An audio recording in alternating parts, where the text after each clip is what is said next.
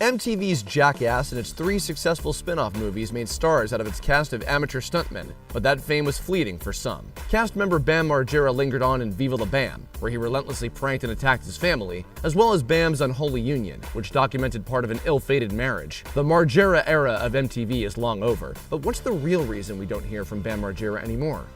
Indie film interest. In 2003, Margera directed, co-wrote, and co-starred in the low-budget Haggard, a comedy starring many members of the Jackass collective, which was loosely based on Ryan Dunn's real-life relationships. Look what she's doing to you! I want to know what'll make you feel better right now.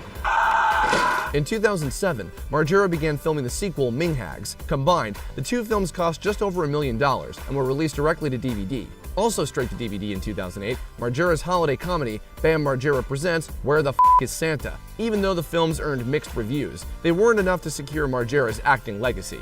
The Note. Running a bar, restaurant, or concert venue isn't easy, but in 2008, Margera opened The Note in his hometown of Westchester, Pennsylvania. It took 2 years to open, during which time Margera fought numerous community objections to the club, due in part to his reputation. The bar had to agree to plenty of concessions just to open and was also forced to hire extra security personnel. Basically, I've spent about 40 grand a year just in bar tabs at other people's bars in Westchester, so I figured I'd probably save money if I just opened up my own place. While Margera remained a partner and often spent time there, a 2010 incident at the club caused him to distance himself from the location. A neighborhood resident named Elizabeth Ray went to the club one night to complain about the noise. She claims Margera was not only dismissive of her complaints, but made hostile, racist remarks. That's when Ray went home, grabbed a baseball bat, and returned to the club to beat Margera with it. Margera was treated overnight in a local hospital's intensive care unit for head injuries, had his head stapled closed, and Ray was arrested on assault and reckless endangerment charges. It wasn't the first time Ray had fought Margera, reported TMZ.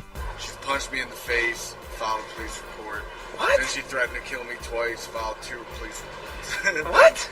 She threatened to kill Missy, my wife, for no reason. And then she threatened to burn the place down, and then she hit me over the head with a baseball bat. Eventually, club operations fell to co-owner Don Moore, who closed it down in 2014 because he got tired of the long hours. Marriage problems.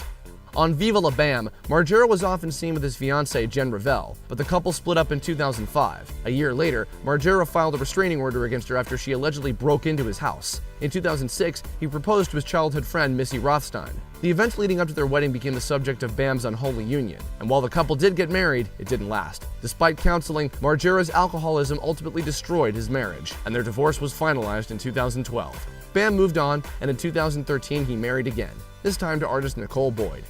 Writing and hosting. Margera made the leap to being an author of a sort with 2009's Serious as Dog Dirt, which is essentially a collection of his drawings, personal photos, and random thoughts. Fans weren't all impressed, unfortunately, as one disgruntled customer wrote, quote, "It's like when Don Vito talks. You can't really understand him." That's how Bam's handwriting was. In 2014, Margera returned to television to host a TBS series called Bam's Badass Game Show, which invited contestants to complete toned-down stunts similar to the ones on Jackass for the chance to win $100,000. It was canceled after just 6 episodes due to poor ratings, and the misfortune of running against WWE shows and the NBA playoffs, cutting significantly into Margera's fan base. Stop the music. You guys got the new Knockkill CD? They have the ultimate band, and if you say one more thing, I'll pull your face off. Oh yeah? Well, I think they suck. In 2002, Bam started a band called Narkill with his brother Jess Margera of CKY and Brandon DiCamillo of Jackass. Margera essentially created the band as an outlet for, as he put it, getting drunk and recording songs on his tape recorder. They released 2 albums before splitting up. His subsequent band, Face Unstoppable, also fell apart quickly, with guitarist Chad Ginsburg quitting the band because he had a hard time watching Bam's alcoholism grow worse following the death of Jackass co-star Ryan Dunn. In 2014, a Face Unstoppable tour was canceled after just 3 dates. Margera also hosted a weekly show titled Radio Bam on Sirius Satellite Radio, but after nearly a decade on the dial, the show quietly disappeared from the service's lineup in early 2013. Knocked out cold.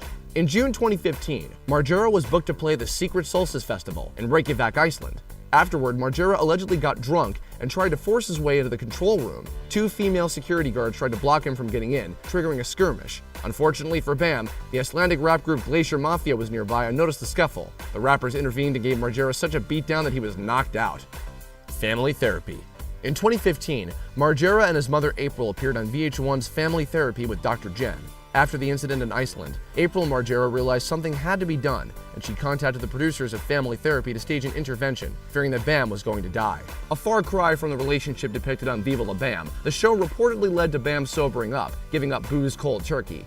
Earth Rocker.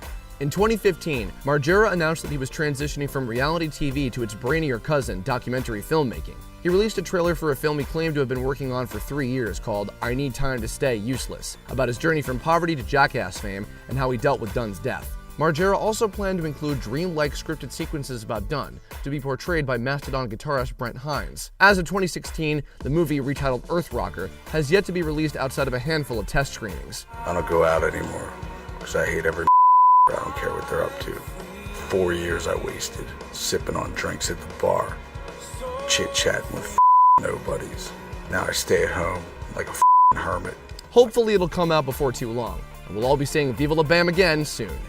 Thanks for watching. Subscribe to our YouTube channel to watch more videos like the one you just saw, and leave us a comment to let us know your favorite Bam Margera moment.